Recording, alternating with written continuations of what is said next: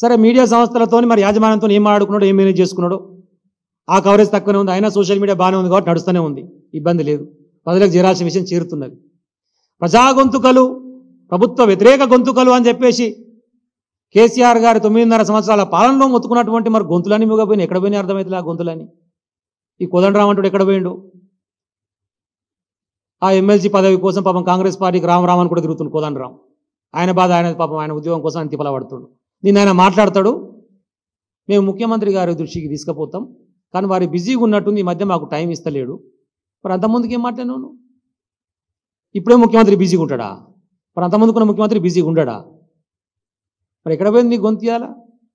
ఉస్మానియా యూనివర్సిటీలో 300 మంది పోలీసులు ఇప్పుడు నేను మాట్లాడే సమయానికి అక్కడ ఉన్నారు. ఇప్పుడు ప్రజెంట్ పొద్దుగాల హాస్టళ్లకు జొరబడి బీఆర్ఎస్వి పార్టీ సంబంధించినటువంటి విద్యార్థి విభాగం సంబంధించినటువంటి మా వాళ్ళని అరెస్ట్ చేసి ఓయి పోలీసులో పెట్టి ఇప్పుడు ప్రజెంట్ నేను మాట్లాడేది 300 మంది పోలీసులు ప్రజెంట్.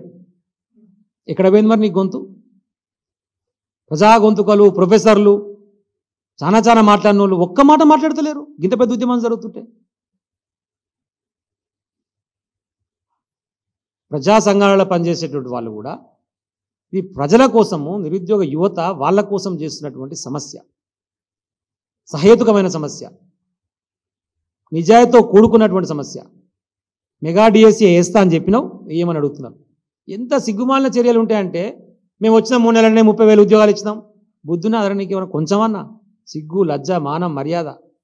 మేము కదా నోటిఫికేషన్లు ఇచ్చి మొత్తం కంప్లీట్ చేసి పెడితే వచ్చినటువంటి కాగితాన్ని తీసుకొచ్చి పంచి 30,000 ఇచ్చినాను మాట్లాడతాడు. ఇంతకంటే సిగ్గుమాలిన చర్య ఉంటుందా రేవంత్ రెడ్డి? నీకేమన్నా ఒక్క ఉద్యోగం ఇయ్యలే. ఆశా వర్కర్లు కలెక్టర్ల కాడ ధర్నా వల్ల ఏమైంది, మా బతికేది, మా పరిస్థితి అని చెప్పేసి. పంచాయతీ సెక్రటరీలు జీతాలు వస్తలేవని పంచాయతీ, గ్రామ కార్మికులు జీతాలు వస్తలేవని పంచాయతీ.